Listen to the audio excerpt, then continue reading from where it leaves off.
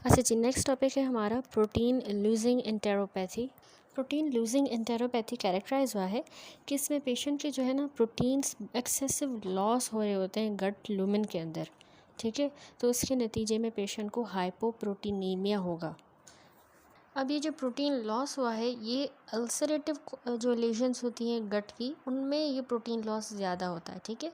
Patient कैसे present करेगा? Peripheral oedema होगी, हाइपोप्रोटीनीमिया, जबकि उसका लिवर फंक्शन बिल्कुल नॉर्मल है, ठीक है।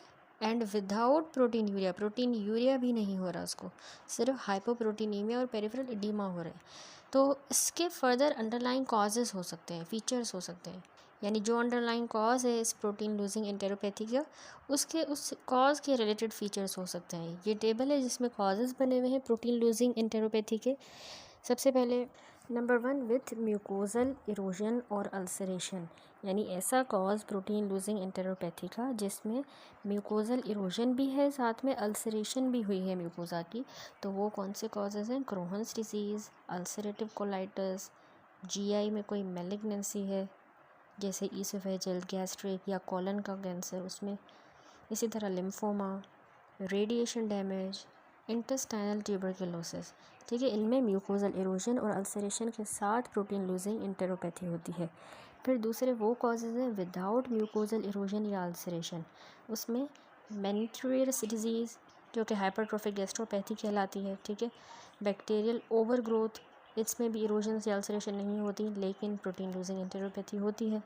Coeliac disease, tropical sprue, eosinophilic gastroenteritis and systemic lupus erythematosus SLE। Third होते हैं विथ लिम्फेटिक ऑब्स्ट्रक्शन की वजह से प्रोटीन लूजिंग एंटेरोपैथी हुई है। उसके साथ साथ तो वो intestinal lymphangiectasias, constrictive pericarditis, lymphoma and Whipple's disease में होगा। ठीक हो गया। तो ये सारे कॉजेज़ हैं, ये आपने अच्छे से याद करने हैं प्रोटीन लूजिंग एंटेरोपैथी के। अब याद रखें ये जो प्रोटीन लूजिंग एंटेरोपैथी होती है ना, इस तरह के डिसऑर्डर में प्रोटीन का लॉस एक्चुअली म्यूकोजल परमिएबिलिटी ज़्यादा होने की वजह से हुआ है, या तो इंटेस्टाइनल लिम्फेटिक वेसल में ऑब्स्ट्रक्शन आई है जिसकी वजह से वो प्रोटीन लूज़ हो रहा है, ठीक है। ऑब्स्ट्रक्शन है या उसकी परमिएबिलिटी ज़्यादा है, तो पेशेंट को पेरिफेरल एडिमा और हाइपोप्रोटीनीमिया होगा, यानी उसके सीरम में एल्बुमिन और इम्यूनोग्लोबुलिन्स रिड्यूस होंगी, हाइपोप्रोटीनीमिया, जो मैंने आपको एक्सप्लेन किया अभी। जबकि नॉर्मल लिवर फंक्शन होगा और प्रोटीन यूरिया एब्सेंट होगा। तो इसकी जो डायग्नोसिस है आप कैसे कंफर्म करोगे? आपने फीकल क्लियरेंस मेजरमेंट करनी है ऑफ अल्फ़ा-1 एंटीट्रिप्सिन या फिर क्रोमियम 15 लेबल्ड एल्बुमिन जो है आप वो मेजर करते हो आफ्टर IV इंजेक्शन, ठीक है। कि फीकल क्लियरेंस उसकी कितनी हो रही है, एल्बुमिन जो हमने रेडियो लेबल दिया है या फिर अल्फ़ा-1 एंटीट्रिप्सिन।